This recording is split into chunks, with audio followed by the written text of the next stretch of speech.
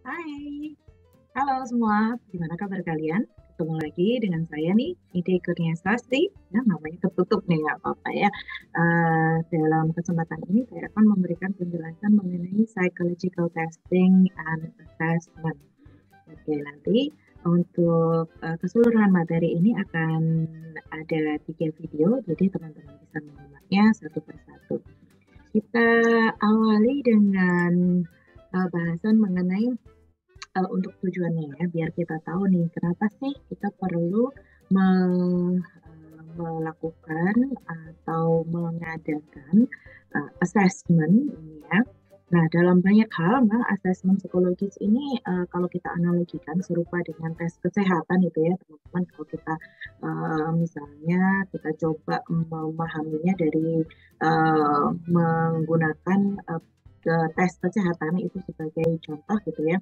Nah, kalau kondisi sakit fisik itu kan biasanya ada gejala-gejala fisik ya pastinya. Nah, kemudian penyedia layanan di sini misalnya nih untuk mengetahui gejala tertentu maka memesan untuk layanan sinar X gitu ya, body scan gitu, atau melakukan tes darah ya dan yang lain sebagainya untuk memahami apa sih sebenarnya yang menyebabkan gejala tersebut muncul. Nah, hasil dari CT scan, hasil dari radiografi misalnya ya itu sinar X, tes darah dan lain sebagainya itu akan memberikan informasi mengenai kondisi si pasien ini dan tentu saja akan membantu tenaga kesehatan untuk mengetahui nih selanjutnya apa yang perlu dilakukan sebagai tindakan perawatannya. Nah, dalam ranah psikologis gitu ya, psikolog perlu juga ternyata menggunakan alat tes atau alat penilaian lainnya ya, baik itu secara formal maupun non formal untuk mengukur dan mengamati perilaku kliennya untuk sampai pada diagnosis dan panduan pengobatan atau panduan perawatan.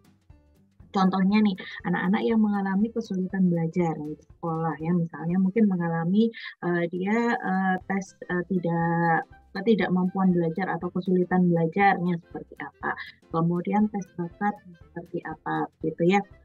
Dan di sini bisa menjadi masukan informasi bagi siapa saja yang membutuhkan data itu, misalnya psikolog yang melakukan perawatan terhadap atau pendampingan terhadap anak ini, untuk guru, untuk orang tua gitu. Kemudian tes untuk keterampilan motorik ya, motorik kasar ataupun motorik halus, nah itu kita juga perlu gunakan. Misalnya dalam di sini untuk klien-klien yang kita asumsikan dia memiliki kondisi cedera otak atau demensia.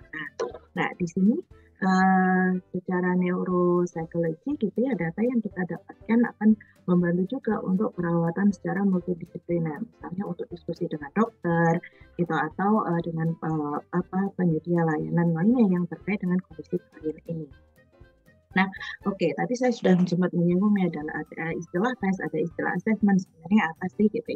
Nah, sebenarnya tes dan assessment itu merupakan dua konsep yang berbeda ya, teman-teman, tetapi memiliki keterkaitan. Oke. Nah, psikolog menggunakan kedua jenis alat untuk membantu sampai pada diagnosis dan rencana pengobatan.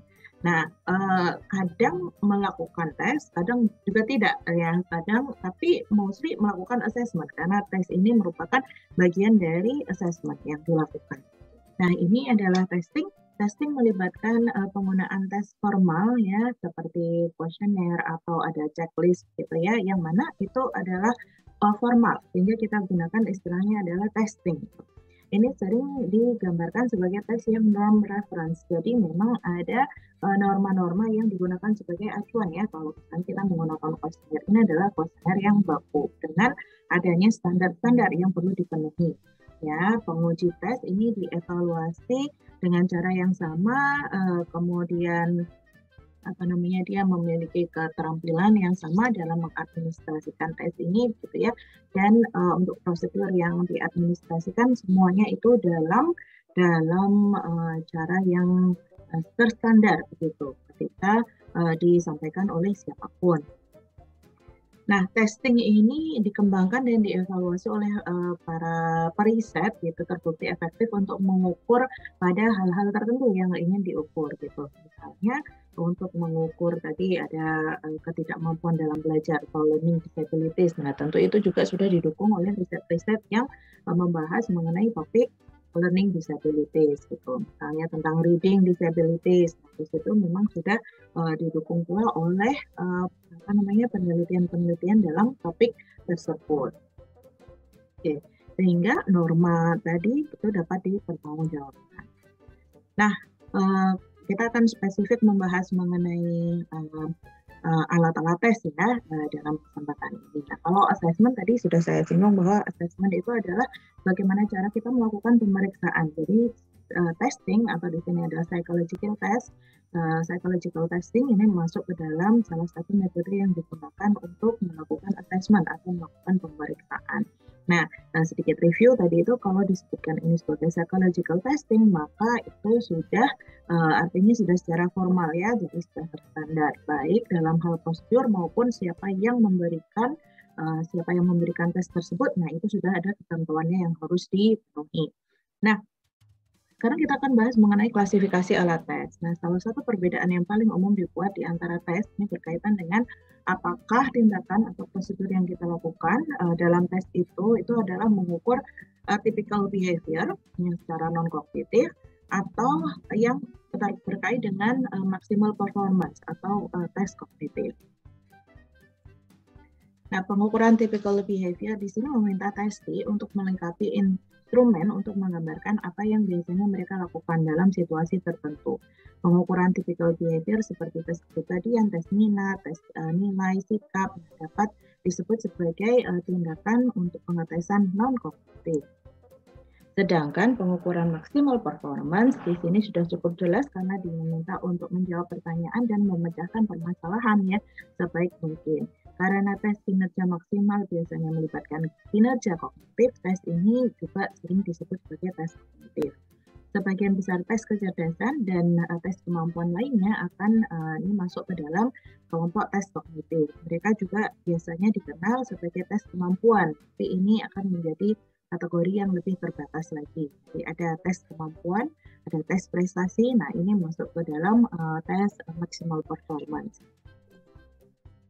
Nah, ini tadi assessment. Kalau assessment tadi sudah saya singgung juga ya, bahwa mencakup berbagai komponen seperti tes psikologi, baku, tes, dan survei yang secara informal itu juga masuk ke dalam assessment. Informasi wawancara, catatan sekolah, catatan medis, evaluasi medis, data pengamatan, dan lain sebagainya itu merupakan contoh-contoh yang termasuk ke dalam assessment.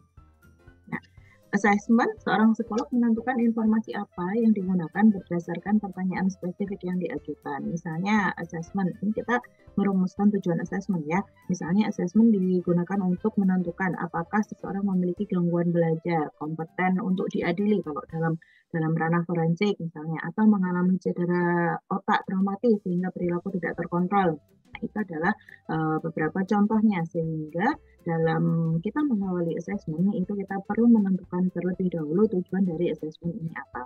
Misalnya ya dalam setting pekerjaan, hasil assessment juga dapat digunakan untuk menentukan apakah seseorang ini dapat menjadi manajer, artinya dia berhak untuk dipromosikan dalam sebuah jabatan tertentu, dan juga misalnya untuk menentukan seleksi dalam pengerjaan suatu proyek gitu. Apakah dia bisa masuk dalam proyek ini, bekerja bersama dengan tim, seperti apa nantinya, nah seperti itu. Nah, sehingga kalau ngomongin yang poin terakhir ini, assessment ini ternyata tidak hanya untuk konteks klinis saja, tetapi juga bisa di konteks yang lainnya, begitu ya. Sepanjang kita mengetahui tujuan dari assessment itu apa. Oke, nah teman-teman itu sekilas mengenai pengenalan apa itu testing, apa itu assessment ya. Semoga memberikan gambaran kepada teman-teman sebelum kita bahas yang lebih detail lagi terkait dengan testing ya. Kita akan spesifik membahas testing, ada testing terkait dengan kepribadian dan juga testing yang berkaitan dengan topik-topik yang lainnya, intelijensi, perkembangan dan lainnya. Oke, stay tune. Terima kasih telah menyimak di video pertama ini. Sampai jumpa di video-video berikutnya. Dah.